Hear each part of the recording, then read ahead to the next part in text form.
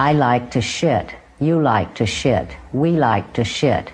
This is shitting. Heads will roll, gentlemen.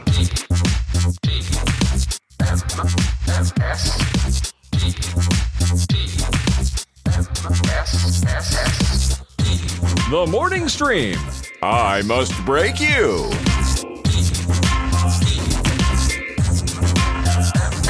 Hello, everybody, and welcome to TMS. It is the morning stream for Tuesday, January 6th. Never forget, 2026. There it is. Don't forget it. Yeah, 6-6. Oh, there's only two Live sixes. It. Learn it. What's the phrase in Fast Times at Ridgemont High when Judge Reinhold is pointing to the no shirt, no shoes, no dice sign? Oh, yeah. And he says, learn it. Yeah. Live it. Oh, man. I kept thinking about how... I don't know if you ever think about this. I think about this too much, probably. But I think about how when we're born and as we grow up, if you jump way ahead in life, we're really not the same organism we used to be. And I mean that kind of literally. Like the cells have died and reborn and died many times over. So really, we're not who we were, right? And never has that been more illustrated for me than the character of Steve Lockjaw in the film One Battle After Another, compared to his Spicoli character from all the way back in the day. They're just not. They're not even the same physical entity that they used to be. No, it's impossible to think of them being the same person. Like it's really whacking weird. His head with a Vans shoe and saying, "I'm so wasted." Yeah, and then just like that, and that weird walk he does. Yes, I'm convinced. I've seen him on a couple of like red carpet things. I'm convinced he's just walking that way now.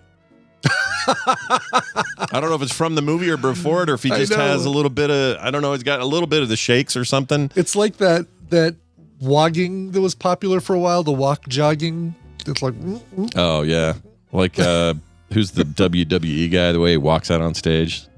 He's McMahon. I'm not going to be able to tell you. You ever seen the McMahon walk? Oh man, I don't think I have. Let me just find it. You're talking to a guy who basically turned WWE off as soon as whatever Saturday morning cartoon was over that I was watching. I'm same. I was not a wrestler guy growing up. But this thing right here, let's look at the power walk move. Okay. Because this is worth seeing, I think. Sure. Here you go. Oh, I wonder if I can find. Yeah, that right there. It's a little He Steve walks Lockjaw. like he's perpetually going downhill. Yeah. Like it's a really steep hill he's walking down. He's just trying to keep up with himself. Yeah. I'm going to see how quickly I can find this, but I had a guy in my car yesterday that I was trying to make a mental note. Oh, I have to isolate that audio out because it's so freaking good. Let's see if I'm pretty sure I remember the time that I recorded it. Oh, you got a little timestamp. A little timestampy thing. We'll see if this is it. But he was talking to his buddy on the phone, and let's see if I can capture his laugh, because his laugh was the thing that's like, I need to save this for Scott. Can't wait to hear it. I love this stuff. All right, let's see if this is if I went far enough back. Okay. Here, I'll turn this down on mine.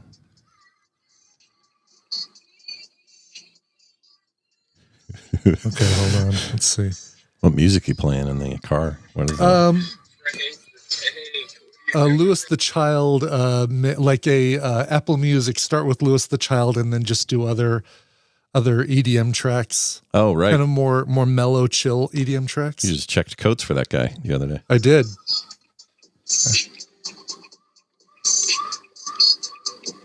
Oh, I'm sorry to hear that. Shoot. Yeah, I was just calling to make sure you're alive.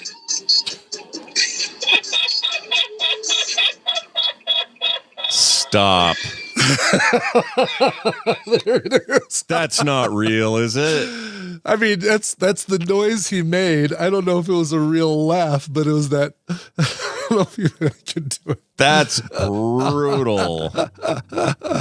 You got to send that. We got to cap that out. I'll cap it out. I'll see if I can cap it out and isolate it out. But oh yeah, Mac Addict's right. It's very Jimmy Carr. That guy has that laugh. That yes, British right. comedian Except guy. Jimmy Carr's is more Yeah. like levels like a Ricky Ricardo.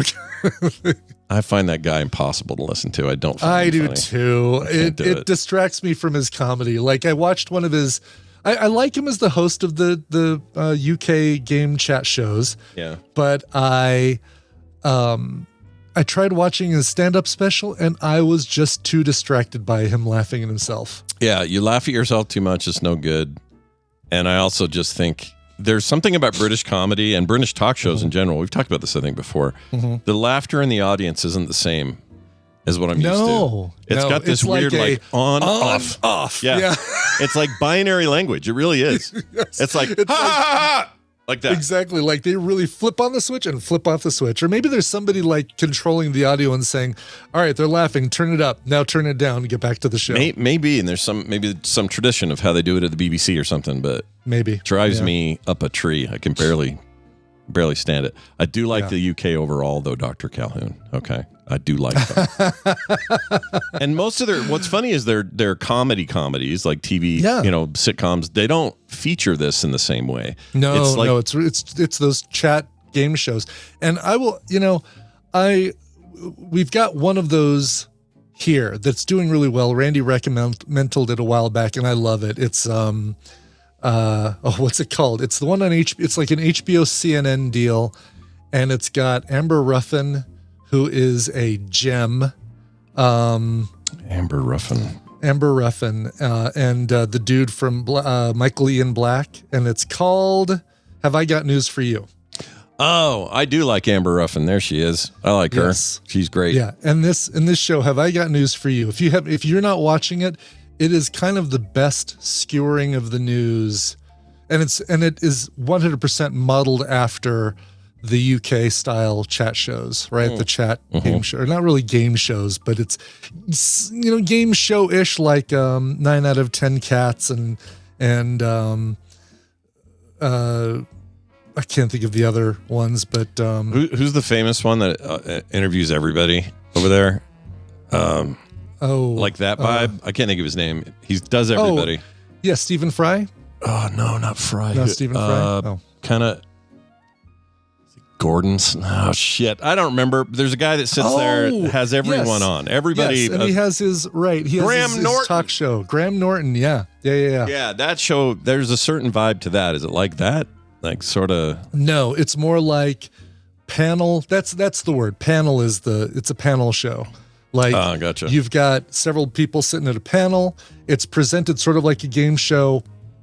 Here's some symbolism of something going on in the news. What are we talking about? And it's like, it's president capturing Maduro and bringing him back to the United States. That's right. Points for you, even though there aren't really points.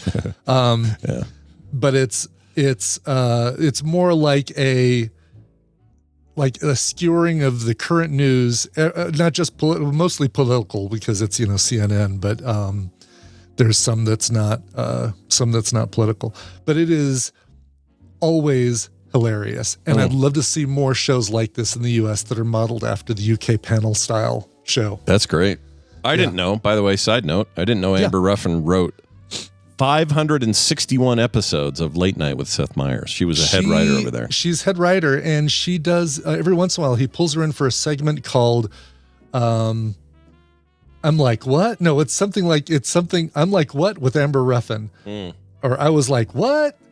Basically she does like a little monologue thing where she talks about current events, but it's always like, I saw that a raccoon passed out in a liquor store. I was like, what? And then I realized it was the new Guardians of the Galaxy trailer, something like that. It's that's great. Oh, Amber Grandma. Says What? There you go. Yeah, Travis. Amber Says What? There it is. Yeah. I see a little clip. It is it is another hilarious segment. She, like I said, she is a freaking gem. She's on everything too. She is. Yeah. Big Mouth, Central Park, last week tonight with John Oliver, a couple of segments. Busy. I'm not surprised. Key and Peele, she was the party wife.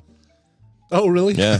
You have to watch that segment or that skit. Well, there you go. Cool. Our look at British style comedy, humor, and laugh tracks, everybody. Watch those things that we talked about because they're all funny. I agree. I'm going to share something with you that made me laugh.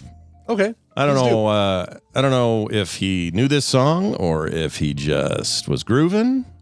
Okay. But while we were at the basketball game, I will say this about Van. He was not impressed after about 10 times. They have these guys, they have special teams in college sometimes that during halftime they come out and do some crazy jump off tramps and do triple spins, and 5 guys will come up and do a chain of events, and the final guy does the dunk or whatever. Yeah. It's like a whole drill team of thing you do at the school, I guess, or whatever. I don't know how it works. But these guys are out there doing it. And when he first saw the first 5 or 6 dunks, out of his mind, blown away. Just really? Okay. Whoa! Cool. And clapping and free. He couldn't believe it. By about the 8th time, he was like, all right, I've seen it all. Okay. So I filmed the final time that they did one of these shots, and then I panned the camera over to him to see what his reaction was. And I just thought that this was delightful, and I had to share it with the fine folks at home. So I'm going to do that now. Let me scroll this up so everyone can see it. This is the University of Utah versus Arizona game I mentioned yesterday, and Van is with us. And it's the last part that matters. All right. Okay. So, all right, I'll watch. And I can't remember the name of this song. What's the song with the whistle, the rap, the kind of hip hop song with the whistle in it that's always going? Damn it. Is it I used to know this name. that one that goes doom doom doom doom doom doom? That might be it. Oh, it's House of Pain is the House of Pain. Yeah. That's it. Okay, so just know this is featured here. I don't think it'll get us blocked because it's the way it's used is so quiet. Sure. But anyway, here you go. Enjoy.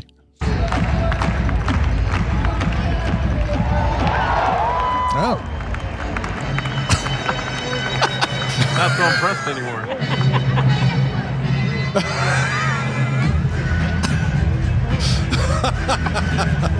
He's such a weirdo, dude. Such a great expression. I love it. Anyway, he loves that song. And I just watched a video actually that talked about where they pulled all those different, like all the different samples from that song. Like the is like a saxophone, like a hit from a saxophone in part of like a jazz song. And Really? then the ding ding ding ding is from an old Motown, like a Motown hit single. Oh, it's it all, was funny. It was like all samples. all Oh, different samples. Yeah. that probably shouldn't surprise us. But remember when that was such a problem? Remember when everyone was losing their shit over that? Well, yeah. I mean, and it kept people from getting Grammys because they were using samples like Pastime Paradise and Gangsta's Paradise for Coolio. Yeah. And now we they all just do it. Right. Exactly. One other thing I wanted to mention. Yesterday, Brian got me to buy a thing. I talked about it pre-show, but I bought the Pomodoro little gadget unit thing. Yeah. Love this thing. It's great. So I cool. found something else I really want. Brian's already seen it in the doc, but I have. it's a butter mold that Right. comes out in the shape when you get it cold. It comes out in the shape of a Terminator hand with a thumb up, and then you slowly melt it down so it disappears like from freaking Terminator. Just like the Terminator 2 Judgment Day, the final moments of Schwarzenegger's character. I'd make eggs every day for this. I would be so into it, sure. and I would even go gung gung gung gung gung gung gung gung gung gung while it was happening. Actually, it's more sad music toward the end, but It's the sad music, right? Exactly. Yeah. anyway, how awesome That's is that? great. You've got to, but the problem is you've got to mold your butter, and you've got to do it with like, I guess it's probably a silicone mold. So you melt your butter, pour it in the mold, put it back in the fridge, and you've got fists. I think so. Or According thumbs to ups. where I found this, they had a brief description that said that they Yeah. melt their butter, pour it in, and then they got like the way they had this mold. It was like 6 of these. And then they would have 6 fists to work with over the next however long that took them to use them. Still a little bit of a pain. Be nice if they came prepackaged. like if you just bought butter that came in these, it would be even better. But yeah, The guy claimed he printed something about it was 3D printed. I don't know if you can print in silicone or not, but it was something. They were silicone, but it was something. Maybe it was the racking of it or something. sure. He You can homemade print these somehow. TPU, which is more of a soft, like rubbery. It might have. thing, It might have been that. That sounds familiar. Maybe that's what he said. But the big issue is none of that is truly food safe. There's still no 100% food safe 3D printing material. Like you've got your resin, your filament, stuff like that. They say, yeah, no, don't put food, don't make a little plate and eat food off of it. But yeah. Only those ones that do actual like chocolate or sugar printing, I guess. Right. The actual 3D printers that do candy printing and stuff like that. And it had to be a special printer, right? Like this one with the softer material. That's not either printer you have. You'd have to go get it. I can print TPU from both, actually. I think there's, really? No, not a TPU resin, but I have some TPU filament. I bought some. Dude, I've been so afraid to use it because I don't want to clog anything, but I think it's time. I need to break down and just print something TPU. Yeah, because I'd be worried too. It'd be like that stuff's soft and pliable and gooey. Yeah, because with the thing with filament with some printers is that you've got a little roller right there by the extruder. Extruder heats up, gets super, super hot, 200 degrees Celsius or whatever it is. Yeah. And then you've got a little roller that pushes the filament down into it. And depending on how far that roller is from where it ends up, it's like pushing rope, basically, right? Because you've got this softer filament that's like rubber as opposed to the hard plastic of filament. So you have to send it through a different way. Oh, Miss C. Mavro says it can't go through the AMS. Oh, I didn't know that, really. So I can't put it through the AMS. I'd have to do it like a direct feed into the extruder. But that's a pain because you have to assemble, disassemble, reassemble, and all that. But wouldn't that? But that also cables, takes away some of the trepidation about it getting all bunged up, right? Like it's a little more raw. Not really. The trip from the AMS to the printer, not really not a sticking point, not a problem issue. But it is. You're right. The pulling, like basically having to disassemble one of the 4 leads going into my extruder and then having a mounted roll somewhere that pulls from the TPU. That's a pain in the ass, but I need to break down and just print something TPU and get over my fear of doing it. I watched one of those videos of a house getting 3D printed. That's always fun to watch. Yeah. They're laying down like cement loaf. Do you remember when I predicted that on I do. On Forecast? Yeah. Yes. Not that too terribly long ago. It was probably oh man, it's probably actually 7 years, maybe even more, maybe even more, 12, 13 years or something. But you had said this is going to be a thing you can do. I'm sure enough. You could just have a little goo printer that just and does the. I find those very chill to watch. Like there's something about it, and it's big, heavy cement, but the way it kind of just poops out of there. Yeah, I know. There's something a little bit satisfying about it. It looks like the most satisfying bowel movement ever. Yeah, which we could all use occasionally. Hey everybody, guess what? We brought you some news. Our news team has been hard at work overnight. Oh, good. Thank goodness. None of these are old stories. Just kidding. They almost all are. But that doesn't matter. We're bringing it to you here first. That's what we do. We bring you the best news, the biggest news. Here's the news. Enjoy the news.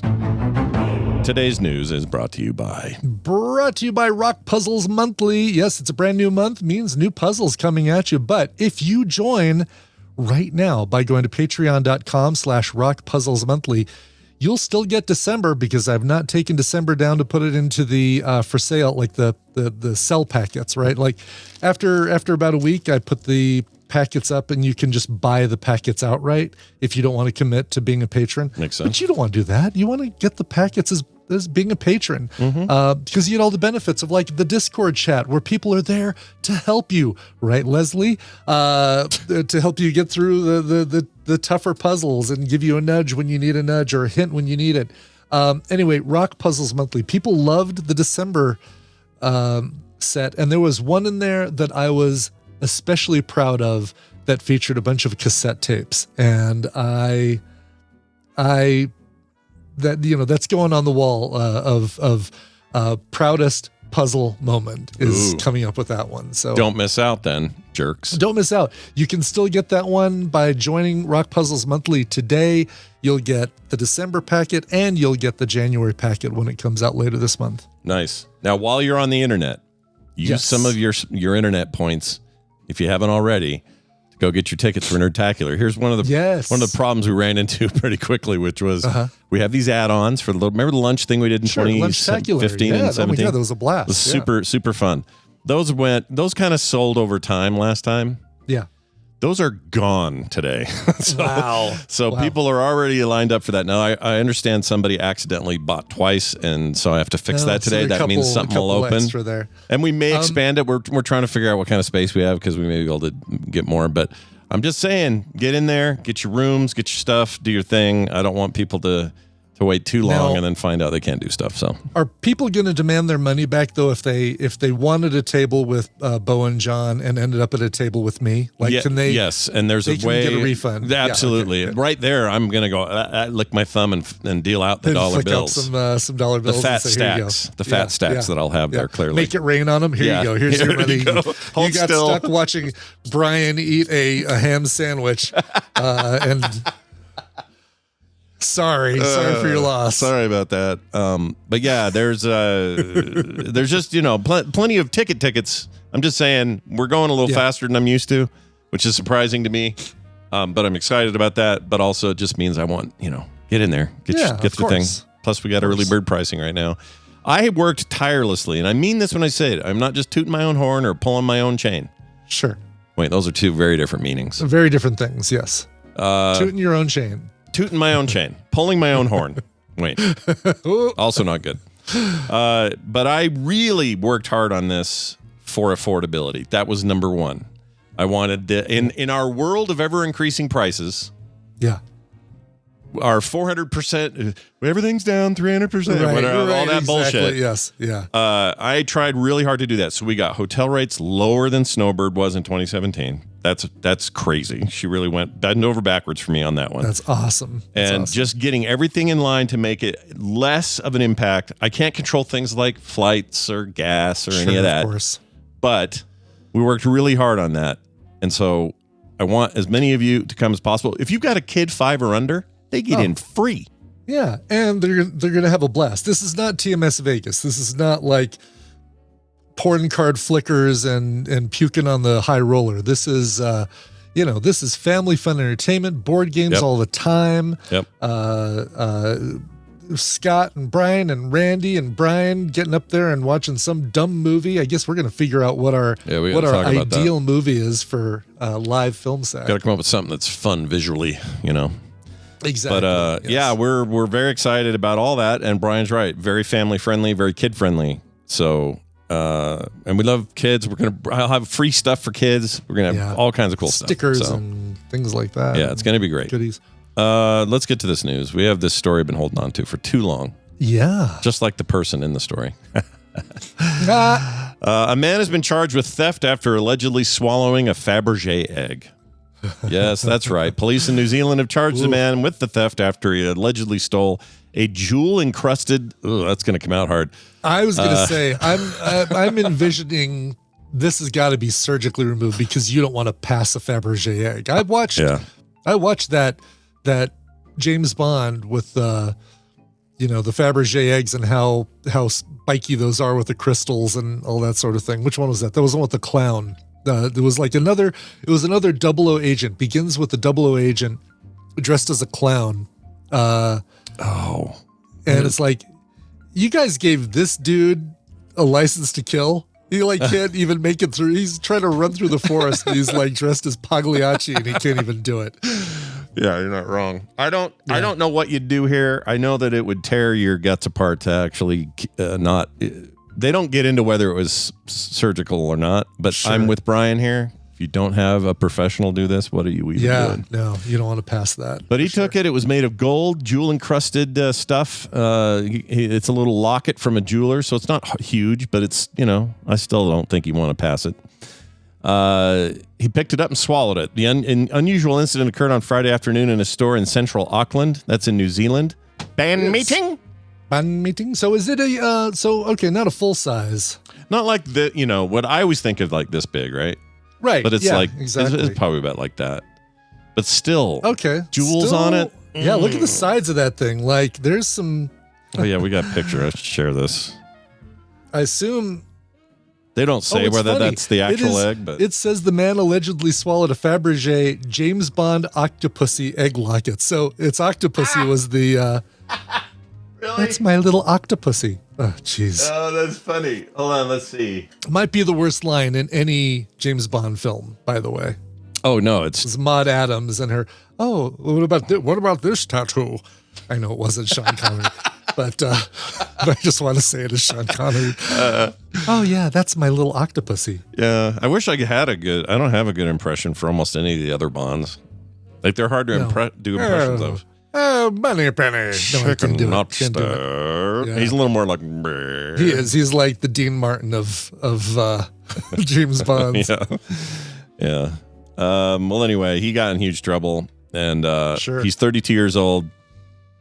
Not that that matters. And according to the statement, he will be charged with, let's see, theft, remanded to custody, prior to a scheduled court appearance on December 8th, blah, blah, blah.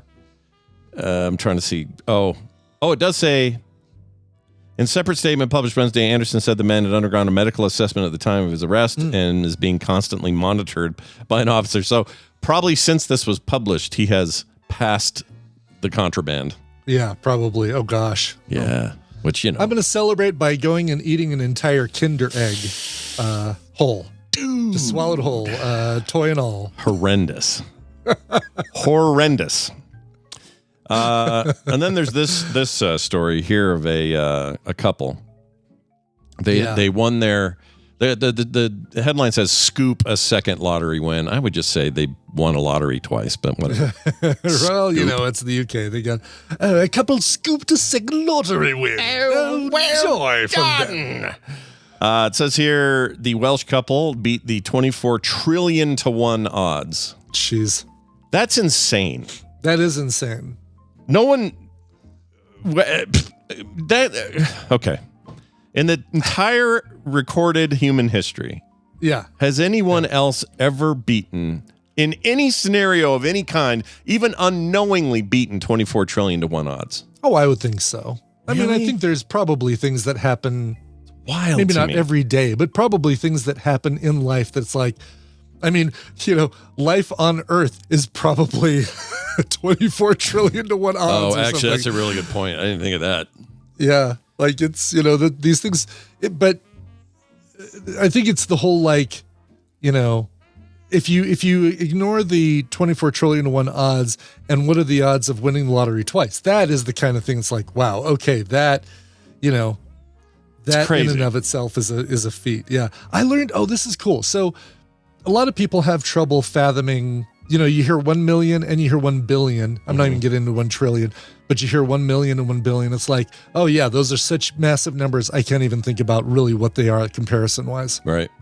Here's a way I learned how to compare the differences between the two. All right. A million seconds is about 11 days. A billion seconds is about 31 and a half years. Yeah. Yeah. You want, So it's like- you want to know the difference between a billionaire and a millionaire? Put that in your salad and eat Put it. that in your, exactly. It's like, okay, that's a big difference between a million and a billion. Yeah, a lot. Because sometimes I think we easily get rolled into this feeling of it's just the next step up, and it's not that much more, but it's massive. It's massive. It's a massive difference. And I don't even know what the, so what's 1 trillion seconds? Let me see. That's going to hurt. It is going to hurt. We basically approved that for our defense budget this year. 1 trillion seconds is 31,709 years. That's all. So you'd have to live that long. Wait, you'd have to live that many years. It's per second, you said? $1 per second? Yeah. No. That is 1 second. 1 trillion seconds equals 31,700 years. So I keep doing money for some reason. I know you keep doing money. Don't think money. Yeah. It's hard for me not to mix them or do them. Yeah. Yeah, that's wild. It's wild to think about, like, okay, that's, you know, the differences between these are so astronomical, but you think million, billion, trillion, and they're all just, what's the word? Not fuzzy math, but they're all like so, we just know them as big numbers, amorphous big numbers. And it's like, no, there's big differences between those big numbers. Yeah, it's the best we've got to have our tiny brains wrap around it. Exactly. Let's think about it in time. Yeah. So thanks, math and time. We appreciate Yeah. it. Thank you, math. Guys, guess what? It's time for this. Here's a tangent for you. Be careful, may cause drowsiness. I am here to play some board games, and I can't do that without recommendations from Dan. Actually, I'll bet, once again, I had a whole family thing where I had card games out. Everybody's ready to play all these games that we've been accumulating for the last 6 months, and I could never get anybody to freaking sit still long enough to do anything. But you did, Brian, right? You played a bunch of stuff. Yeah, we got Flip 7. We played Flip 7 with the family, and that is such an easy game to teach everyone, right? Like anyone who's like, oh my God, I don't want a big complicated game or anything like that. By the way, I'm not hearing Dan if he's still connected. Oh, I'm greetings. He's here. Yeah, hi. We just haven't properly introduced you yet. Well, gotcha. I didn't want to interrupt the. Gotcha. Yeah. Yeah, but Flip 7 is like, it's as easy to learn as freaking Uno. You know, it's basically like, you understand Uno? You pretty much understand Flip 7. And it's really more like, it's blackjack meets Uno, which is great. Yeah. This weekend, we broke out Return to Dark Castle again. And I should have taken a picture of it, but I'm sorry, Return to Dark Tower. Yeah. And we played a scenario. We played the second scenario. The first scenario, it's a good learning one, easy to beat, relatively. Right. The second scenario, holy poop, it kind of kicked our butts because we focused on the wrong thing. And it's like, oh, we need to be taking out the little minions as well as working on like the dungeons and things like that for advantages. It's such a deep and cool game. I love it. It's cool because when you're playing it like that, you get through that first one, you're like, oh, well, maybe it ramps up later, and then you just get slapped in the face in the second one with like, it ramps up immediately. Yes, exactly. That's awesome. Yeah, and you can still you can find used copies, I think, for under $200 out there of just the base game with the cardboard tokens. I was nice enough to have been bequeathed from a listener the full all-in Kickstarter pledge with the plastic minions, the 2 expansions, Covenant and Alliances. I haven't even figured out Covenant and Alliances. Like we are still doing base game stuff, but I'm wondering if we should just jump to Alliances. Well, and what's good about that now? I know you're super busy, Brian, but what's great about the game is the ability to play it solo as well. Kind of, since it's got the iPad, which runs it anyway, even when you're playing multiplayer. But it does play so amazingly well, kind of solo. You could two-hand things pretty easy, but it's such a great game. What ends up happening with games like this? So, being that board gaming is such a cult of the new, and especially the hardcore collectors, people that just they back things and then they back it and forget it, and then they get it later, they play it 1 or 2 times, and then they've got like 4 other Kickstarters coming in, and then they may not have forget about it. Yeah, right. And I'm a pack rat. Like I don't have no problem, playing halfway through a campaign game, and be like, all right, I'll come back to this. And then other people just want to sell stuff. They just want the new room. They want to sell stuff to pay for new things. And you can find copies of this. Not that it's a bad game, but people are they're just not like me with being able to just hoard everything, hoard all their games. They just want to get rid of them and get the next thing in after they've experienced it. I will I will admit to not to only playing the Ghostbusters board game that I kickstarted once. And we enjoyed it, but for whatever reason, we never came back to it. And I feel horrible because, it's sitting there in our game cabinet right over there. And it was fun. And my God, the minis are gorgeous on that one too. Like a little clear Slimer and stuff. That thing is so cool. So interesting, man. It's funny. I don't even think I've thought about the Ghostbusters game since I know Kickstarter. I have to look and see. So that what ends up happening with things like this with Ghostbusters is you have some of these companies like Cryptozoic. They did a pretty good job of this. I mean, Awakened Realms pumps out IP type big games. Simon did some of those. You got the things like the Masters of the Universe game. Yeah. Even some of the games that are popular are kind of like Zombicide and stuff. They just pump so many of them out, and there's only so much you're going to be able to, and sometimes some of these companies, I'm not pointing any fingers or anything, but sometimes they put these big grandiose things out to rob Peter to pay for Paul, so to speak. So you're getting all these millions in to pay for the next thing you're producing down the road, from that, and you're not even then paying for the thing that was just kickstarted. But there's just so much bloat, and the games. I don't know much about. I never did actually play the Ghostbuster games. I know some of the designers are actually pretty good, so I can't really comment on this. But the fact that you haven't heard about this means it could be just another cookie cutter kind of campaigny, where it's going to be decent, especially the first couple, but there's going to be a lot of the same. And who knows, maybe they could have even reskinned another one of the campaign games. Like that's pretty easy to do with some of these people where, people that are going to be playing X game, may not play, Ghostbusters. So it's easy to reskin some of those cards and use a lot of those same mechanics.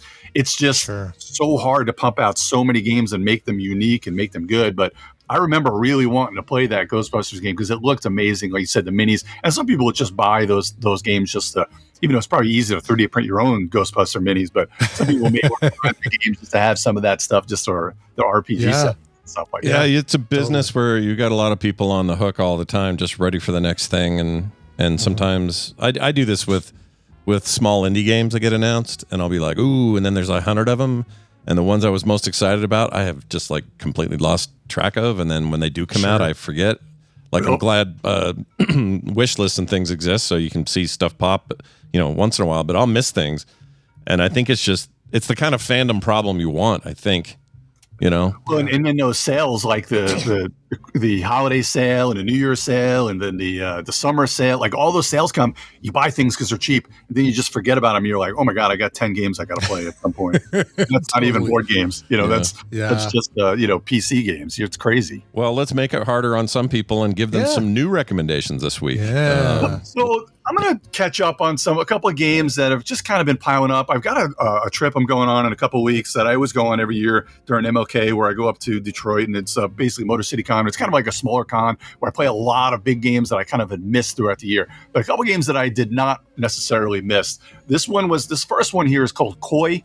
Now, there's an older game called Koi, but this is kind of a newer game from DV Games, and it's kind of the next evolution. I don't want to call it a reskin, but it's the next evolution of Bonsai. Now, Bonsai was a lot of fun because it's a very chill game. I mean, because you're making your bonsai tree, so it's very chill. Now, when I don't know how everybody else. I'm going to test everybody out there in list, all the tadpole. How do you think of Scott? Not necessarily Brian, because I got other ways I think of you, Brian. Oh gosh. Now, when I think of Scott hanging out with his grandkids, he's just a very chill Zen guy sitting by his koi pond. That's kind of how I picture you in my mind. Do you really? That's a weird image, but sure. Well, let's go with it. I like it. And I don't even know if I don't even know if it's too cold out there in Salt Lake. If you can even if there's any people in your neighborhood, that probably have kind of koi you're ponds. not keeping koi year round. You'll have to move them out of a koi pond into something else. Actually, surprisingly enough, now I don't know. Oh, really? The latitude. So my stepdad on Long Island, he has a koi pond, and I think you might have a little bit of heater, but what they do is they kind of go to the very bottom where there's some sort of different effects and stuff where it stays to a reasonable level at the bottom. And you may lose, hopefully you don't lose because they tend to be expensive when they get bigger, but they keep them for the most part outside. And I don't know how much colder necessarily Long Island is to Salt Lake. But it's definitely a doable thing. You probably have to, do it. Yeah, we had my pond going. My brother-in-law Steve, before they moved to Mississippi, they had a koi pond in their house previous to the one they moved from, and they had, if I remember right, it was year-round, but he may have had some kind of heating element in there. Probably heating element and something that kept the water moving so it wouldn't freeze. I think so, or even if I can't remember. I swear there was a time where there was like a crust of ice, but the fish were fine. Yeah, I think it was something like that. Even this lake over here, they have to put in artificial warmers and stirs because some of the certain kinds of fish in there are not going to make it if the whole thing freezes over. So I think that people do that sort of thing. But also this year, you could survive anything because we haven't gotten below freaking 40 degrees. No, yeah. Oh, that's crazy that it hasn't gotten that cold. I mean, it's really the Northeast has been getting pummeled, and we had a couple of really nasty spells here in North Carolina, but the Northeast has been getting pummeled with snow and stuff. And my son he's up in Maine, and they've got a bunch of snow, and it was like my family just got back from there. It was like 4 degrees when I left. Yeah, see, it's getting whatever's going on in the Intermountain area. Brian and I are just having warm temperatures. I don't get it. We totally are. We're changing. Something's changing. Maybe we're the next California. Oh, I don't want that. Then everything will be way too expensive. So, hey, let's get back to the board game. So, Koi, not to cut you guys short, but Koi is, like I said, a very chill game where you're basically making your koi pond or, making your koi garden, so to speak, koi pond in your, wherever it may be. But I just love these games where it's just very easy to teach and play because on your turn, you're either basically drafting a card or kind of doing your, what I call, quote unquote, doing your thing. You've got these actions that you can do to kind of like run your action mill, because as you're drafting cards, you're going to get different actions that you can do. And some of them are going to be one-time actions, and then others will be kind of put into your tableau that you're going to be able to do different things for. Now, you're going to be getting water tiles and koi tiles and other tiles that will go into kind of your personal supply, which is a certain, just a certain size initially. And then you've got to get them, you use another action to kind of set up your pond. Now, depending on whether you're putting rocks out or other flowers or the fish themselves, you want to kind of, there's different, each game will have kind of scoring, there's main scoring, and then there are going to be game scoring cards that'll come out. So where you place things is going to be very important as far as which koi get next to each other or koi next to nobody, nothing around them. So you're kind of building things out, scoring cards, building other, structures out. It's just really cool. And what's really cool is not all the pieces are just basic cardboard or punchboard. You've got these acrylic fish, and I'm pretty sure every copy, I don't think this is any sort of upgraded copy. I think every copy comes with those acrylic I was going to ask you about that. Those looked like they had reflections on the edges and stuff. And looked really cool. They're little transparent acrylic tiles, so you can see the pond below. That's really cool. That's rad. Yeah. Oh, yeah. And I'm not sure what price-wise. I don't think that's all that more expensive to do in these different games, because I don't think this game tends to be all that pricey. I think you can probably get it for about $40 to $60 at most. I think I even saw some copies out there for $30 for the game. Just a real fun game that you can play in about an hour. Definitely a Scott game where there's only a few different pages of rules. You can be taught as you go, as you're kind of playing, as you're drafting the cards. Again, when your basic actions are basically just, draft a card or just do your stuff, which your stuff will be right in front of you anyway. It's just so much fun. Now, Bonsai was fun too, but to me, Koi seems a little bit better because when you were playing Bonsai, the fun thing about making a bonsai tree is that you want to see what it looks like. But as you're playing it, it gets real. If you're trying to win the game rather than just kind of play, your tree is going to be really weird looking. You're like, well, that's not really ever going to be that much fun. Here, when you're making your koi pond, every time you play, you're going to be making a really cool aesthetically. And you can say, oh, maybe I want to put a little bit of stones over there. That'll help me with some scoring, and it'll look pretty cool in front of me. So, these are games. I say this sometimes where the destination may not be as good as the journey, where as you're playing it, it's so much fun that by the time you're done, and this happens sometimes with party games, when you're done, who really cares what kind of points you scored? You kind of want to win and you want to score, but I want to have fun seeing what I can make in front of me with these different, the different pieces and how I draft in the koi. Obviously, scoring points and winning is fun and all, but when you're doing something for an hour, like making a koi pond, it's more fun to see the fruits of your labor. And I think that'll be pretty easy as you're playing it. Yeah, this one seems very cool. I'm going to have to look around for this. Like you said, this sounds like the price is right. Can you get it just about anywhere? Can I go to Target? Yeah, I mean, especially most online retailers, and probably a lot of the friendly local game stores should have this in stock. Again, Scott, you got enough games that you don't play. You may not need this, but everybody listening may want to get this. Yeah. I think if you've got, like you said, all that stuff Brian mentioned, I have copies of most of what he's got, and he found time to play it over the holidays. I don't know what happened. I could not get my family, and I don't just mean my immediate. We had tons of people around. They're all here to see my mom and stuff, and I could never get anybody at a table chilling out doing a focused thing like that. Maybe that's might explain a lot. Sometimes you just need, and for years, in my old age, I've kind of got a lot less of this, but when I was trying to get a lot more things played, I would have my aunt, my uncle, and then my family, and I'd be like, all right, we're playing something. Let's go. Just do it. Let's go play.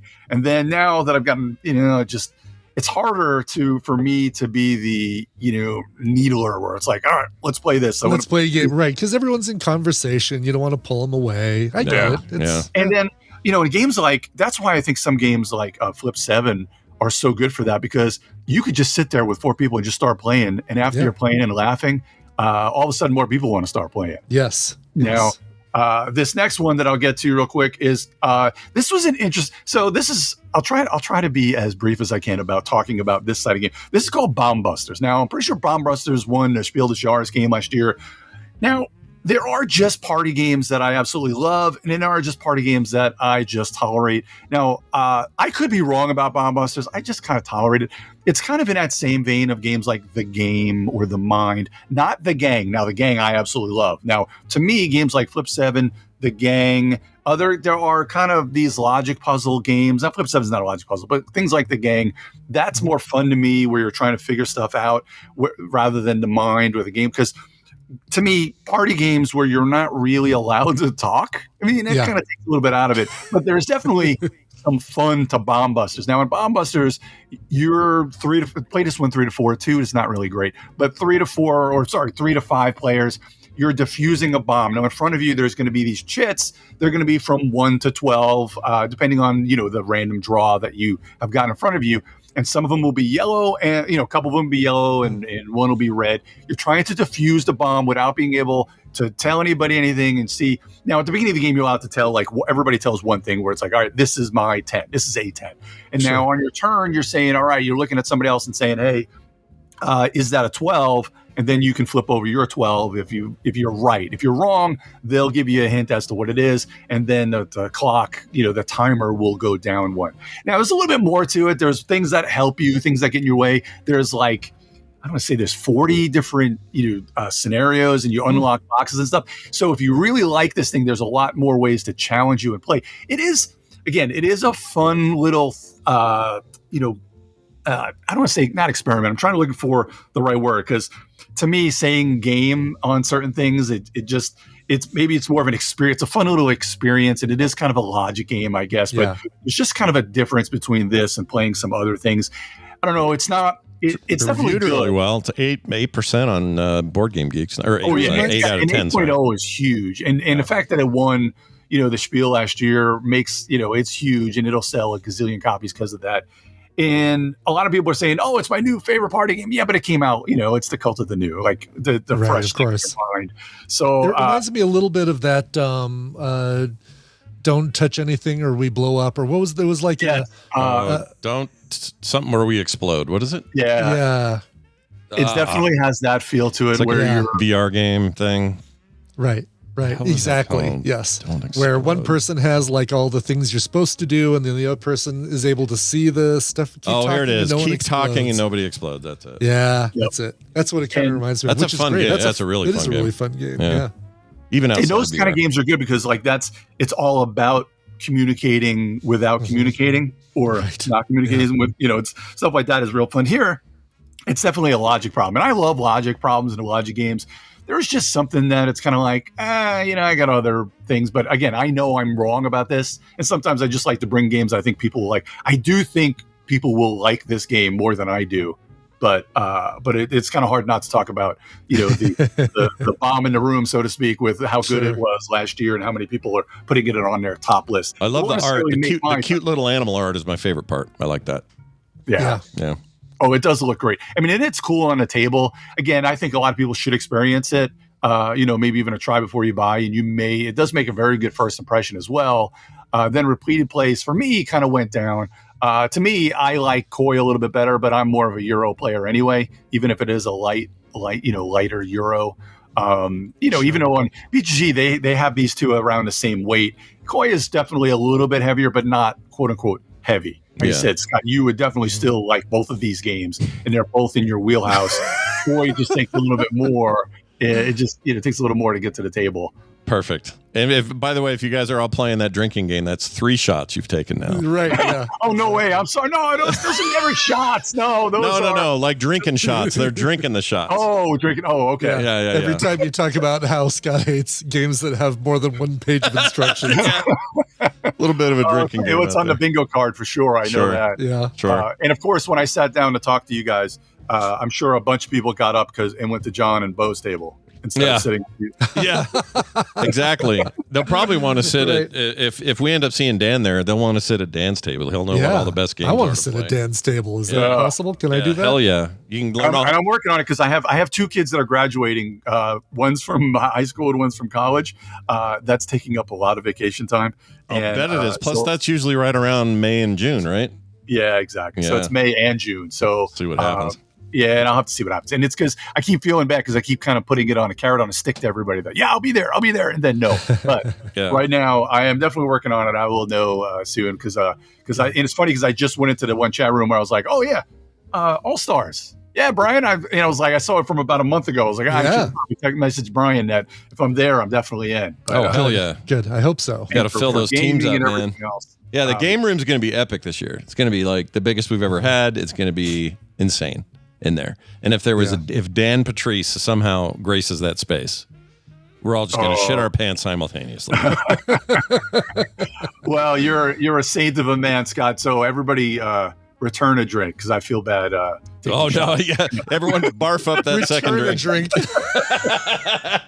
That's what happens when you drink too much. You return That's it. Right. It's hard to find games to take shots of Brian that things he doesn't want, or I could just give him grief about adding more minis that he needs to pick. Oh yeah, get some more minis. Exactly. Yeah, you definitely don't have enough minis, Brian. Get more. I don't. I need more minis. More minis. Well, this is good stuff. I'm always excited about this list. Once again, Koi, and the other one was Bomb Buster. There you go. Both available wherever fine board games / card games are sold. All right, Dan. Hope you have a good year, man. I hope 2026 is a solid one for the Patrice family. Yep. Happy New Year to you guys and everybody else. And I'll look forward to talking to you guys next month. Yeah, we'll see you next month, brother. Bye. Oh, I forgot to give him all the Geek Jock stuff and all that. Go check them out. Where is it? Geek Jock. What is it? Geek on Discord and Geek something All Stars. Geek. Yeah, what is it? All Stars. Oh no, I feel bad. My brain's. The Geek Allstars, that's it. GeekAllstars.com. Podcast. Geek Allstars Podcast. There it is. We wanted to put another word in there. Yeah, go check it out. Board games, movies, TV, MMOs, all that fun stuff with Dan and his pals. That is it for that. Yeah, I was literally saying the title and thinking it was wrong. I don't know what's wrong with it. Isn't there a Geek Allstars podcast called something Geek Allstars? Oops. We got a quick email from David. Cool. David has a fix. Oh, good. He needs a fix. Yeah. Oh, he has a fix. Has a fix. Okay, He's putting in the fix, or however that phrase goes. The fix is in. The fix is in. There it is. I knew we'd get to it. Yeah. This is for my lightsaber rubber coming apart problem. Stickiness. Yeah. My sticky rubber. You know the one? I know the one. He says, for the lightsaber with the rubber that leaches the sticky. I'm pretty sure. I love how he puts that. Leaches the sticky. I'm pretty sure this is a normal thing for real rubber. Anyway, here's the fix. Take some baking soda and make a paste. Then rub it all over the rubber parts.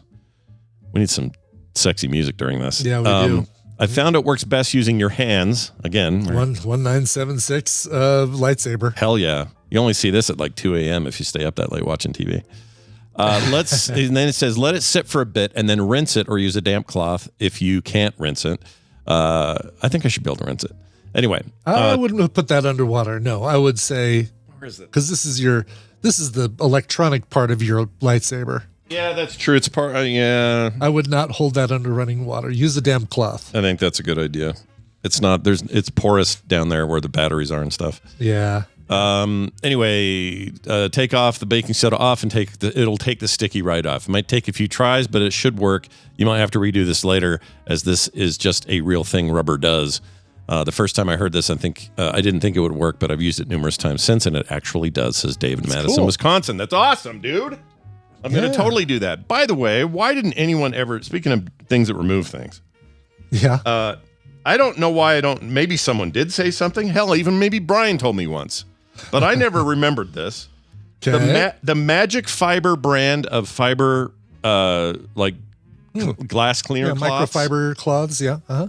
These are truly magic. Really? Holy shit. This is something I've never even heard of. No, I have the microfiber, or the nanofiber surface on my iPad Pro. It's the one I draw on all the time. Sure, yeah. And I did that because it creates a little edge. It's like paper or whatever. It feels more like that. The problem with that is it is literally like a little microfiber, nanofiber, and it collects oil in a much more hardcore way than a traditional screen does. So with a traditional screen, just wipe it and you're good. This thing, no matter what I used, even with like safe chemicals that are safe for the glass, but still, are meant to clean, we're not taking the stuff out. I'm like, what have I done? It's just going to be in there forever. Oh no, I guess I'll just have to live with it. And then someone says, well, you should try these. Maybe that'll work. So I did. It immediately worked. I didn't have to put anything special. Didn't have to make it wet. I just went, gone. And super clean. So this is the Magic Fiber Microfiber Cleaning Cloth. Yeah, and I think these are like, expensive for what they are, but I want to say it's like $10 for like 5 of these. $10 for six? Yeah, I found that. Yeah. These are amazing. And I'm still using the first cloth, but like glasses, all the screens, my keyboard, plastic surfaces. Really? It doesn't matter. Anything that looks like maybe I've, Cheeto fingered the space bar too often. And you just sometimes you just go, well, that's just with time. That's the toll it takes. Happens. Yeah. And that's true with most of these cloths. This thing took it right out. So I don't know how much you get out of each thing. Just add it to my cart. I need to buy $25 to get free shipping, but that won't be a problem. I'll do that with something else later. But I know. Right. Because they have the, yeah. But anyway, one of the most, you know how there's a lot of products in the world and they all claim to do what you need. Once in a while, one of them does, and it's a great feeling. So okay, there's an Amazon link for you people. Big recommendation. Use it. One final email, text rather. This is from some guy. Okay. Oh, did I just give a link? Maybe I didn't give the right link. Hold on, people. It looks right. That link might not have. Did it go to the right place? Hold on, let me double check. Oh, no, it didn't. It went to some pillows or something. Yeah, exactly. That's the link. Use that link right there. You will be. Don't use Icor's link. Use my link. Yeah, Ignore Icor's link. Yeah, forget Icor's link. Can I delete Icor's link? Can I just kick Icor? Yeah, and his link will disappear? Can we just boot him from all future interactions? Just kidding. We love him. We couldn't do that. We love Icor. We do. Some guy wrote in, is literally signed at some guy. And he says, hello, Scott and Brian with a Y. How you feel about that? You like that Y in there? Whatever. Some people don't know. I'll let him have it this time, some guy. It just seems like the default is always the I anyway. Like part of me thinks that some guy's doing it on purpose. I'll tell you. This guy is like... Yeah, because he's a little snarky in the rest of it, too. Yes, he is. Yeah. He says, sick of tweens screaming 6'7". I don't know if it's tweens so much, but whatever. Yeah. It says, I have a simple solution. Embrace it. I'm not sure what that means, but it's embrace fine. it. Oh, embrace. Okay, yeah. Embrace it? Solution, embrace it. I think there should be a comma. I have a simple solution, comma, embrace it. And no S. He forgot, right. He forgot the comma and added an S. Yeah, that's probably it. He says, scream it louder than them. They will give that up immediately once they see old people liking it. There's a theory around that with everything kids are into. If a parent or an adult gets super stoked about it, that will diminish their interest. Kills it immediately. Yeah, it's like, oh God. Yeah, and then they'll do the same thing when they're older. It's just a pattern. It's a cycle. So I hadn't really thought of this, but at the game, another thing Van did while we're sitting at the game, Mr. Grin at the camera and dance. Yeah. It was more like a smirk at the camera. It wasn't really a grin. It was like a But they had a guy come out, number 67. And he goes from Arizona something 67, and Van goes 6767. He starts freaking out. And I went, no. They all think it's hilarious. Sure. He doesn't even know why, because he's only freaking. Well, nobody knows why, because it means nothing. But 6-year-olds, and also he's turning 7, so right now he's having this whole. I'm 6, but I'm going to be 7, Pops. 6'7", get it? 6'7". I'm like, yeah, I can't freaking get it. But you know what? Maybe sooner better, then he'll get it out of his system. And maybe that's probably the better thing is that let's just let it run its course and just get over with. If we fight it, it'll last longer. Yeah, I think you're right. Let's get out of here. A couple things. Yeah. Nerdtacular is over at frogpants.com. Just go click it. Get in there. Yeah. Frogpants.com/TMS for all of our stuff. And that includes today's games will be part of the quick TMS.li link over there, or you can go there directly.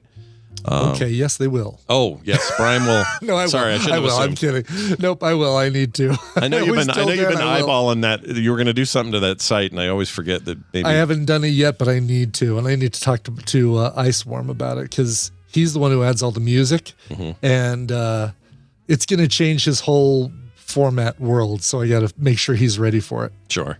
Yeah, and if it's because right now the music thing's just a spreadsheet, or does he do that somewhere else? I don't know. It's a songs January 5th. I almost would rather have here's all the stuff that we talked about on January 6th. here's the song, here's the Dan games, like, or if it's a read this, here's the read this books with Amy, here's the songs, etc. And actually have like a, maybe even the affiliate links to the Pomodoro timer and the microfiber cloths would be in there as well. Yeah. So there you go. That's a great idea, actually. Little stuff we talk about. Yeah. You too could have. U2. The band U2 could have one of these. All right. That is it for us. Let's play a song and be done. Sounds good. Ambassador Domo wrote in, as he does every year. January 1st would have been my 25th wedding anniversary with my wife, Anne. She's been gone for 10 years, but still seems like yesterday.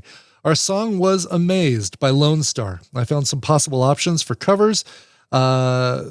If you can't find a good cover, any song you suggest will work. Thank you. Well, Robert, as always, sorry for your loss. And I know on anniversaries, it's probably the toughest time of ever, but hopefully this song gets you through. And one of the suggestions you had for a cover, I feel like is a really fun one and a fun, positive one. I don't usually like playing covers of country songs because usually they're country songs and covers.